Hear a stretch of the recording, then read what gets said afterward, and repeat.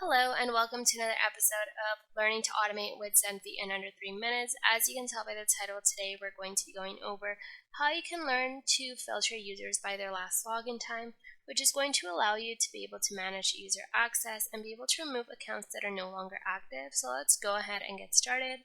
The first step to any Zenphi flow is to set up your trigger. For this example, what we're going to be using is a timer trigger, which is going to allow us to be able to start the flow at a recurring time. That way we're able to constantly clean up the flow. The trigger is what's going to start your flow, so you can choose some different triggers depending on your needs.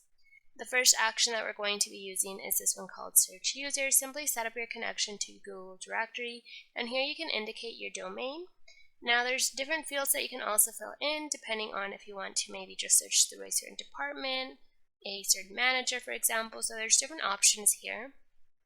And then what we want to do is, for this example, look at who logged in over 2 months ago. So to be able to do that, first we need to get the current date so that we can subtract the current date from 2 months ago. So to do that, we're going to use the current date and time action.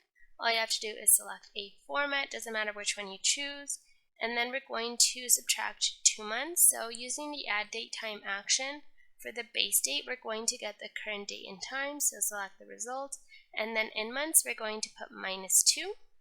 And now to be able to filter the users who logged in over 2 months ago, we're going to use a query collection. So using the token picker, you can select the users that appeared, so it would be this token, and we're going to enable filtering. The clause that we're going to add is the following one: when the last login time is less than 2 months ago. What this is going to do is it's going to save all of the users who logged in over 2 months ago.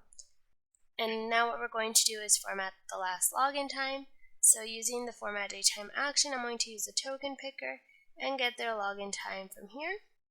And then you can choose a certain format here if you don't want the time, if you only want the day of the week, etc. And then lastly, this would be the part that you would choose what you want to do with this information.